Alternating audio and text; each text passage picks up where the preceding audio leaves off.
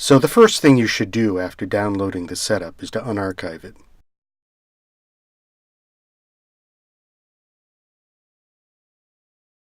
It's pretty small. It loads quickly. Open the batch, select the contents, and drag it to the user bin. You can give it a name that helps you identify it later. In this case, I'll call it FluidMorph.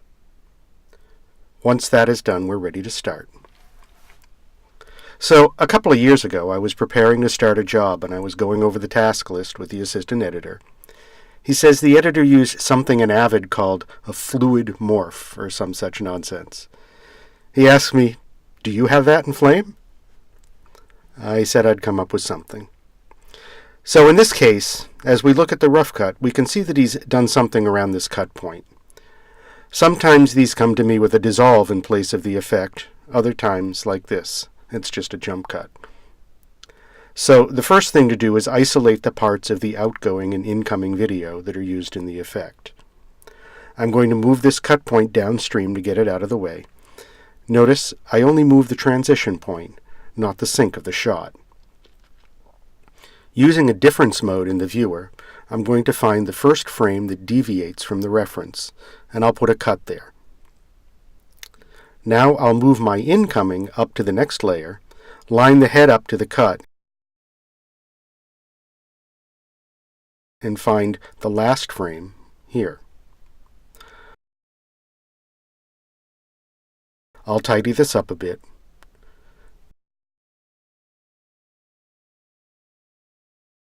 And I'm left with the outgoing on the bottom layer and the incoming on the top. I'm going to highlight both layers and load them as a BFX.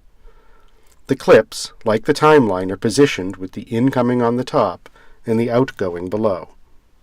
I'll toss out the comp node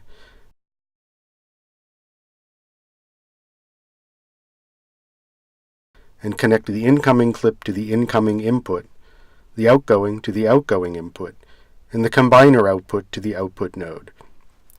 We'll take a quick check of the duration, which is 5 frames long. We will enter that in the timing offset entry of the mux node.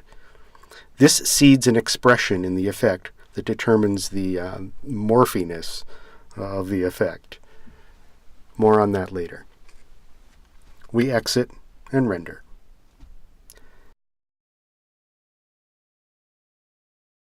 And here we have the completed FluidMorph.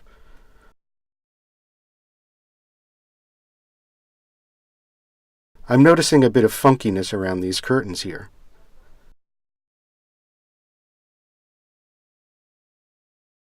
I'll take another quick look at the reference, and I see that it also has the same funkiness, which means our process is a pretty close representation of the Avid effect.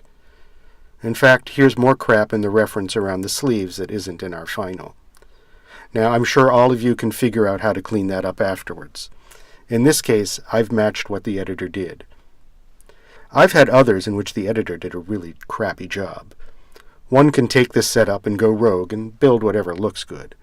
The limit on this setup is 20 frames. It's the sort of effect that gives up its secrets if it runs too long, so faster is better. I actually don't think I've ever made one in production longer than 10 frames. So I'm sure some of you might be wondering how this works.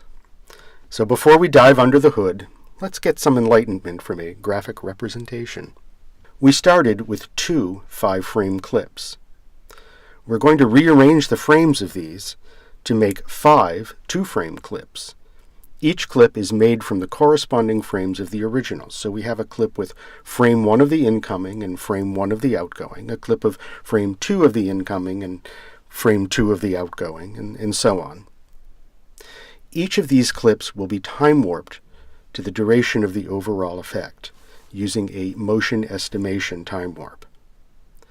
This is done with the expression referred to earlier, which affects the timing channel of the time warpers, dividing the change between the first and last frame into equal increments based on the overall duration of the effect. A new clip is assembled using the first frame of frame 1 clip, the second of the frame 2 clip, etc., until the final is assembled to the same duration as the original. So let's see how this is accomplished in the BFX setup. The incoming and outgoing each feed into a group of mux pairs. There is a mux to freeze every frame, starting with the pair for frame 1 all the way through frame 20, which is the maximum duration for this effect. Each pair feeds a comp node that creates a 2-frame clip using 1 frame from the outgoing and the corresponding frame from the incoming. Each comp node feeds a motion estimation time warp, which stretches the 2 frames to the duration of the clip using this expression on the timing channel.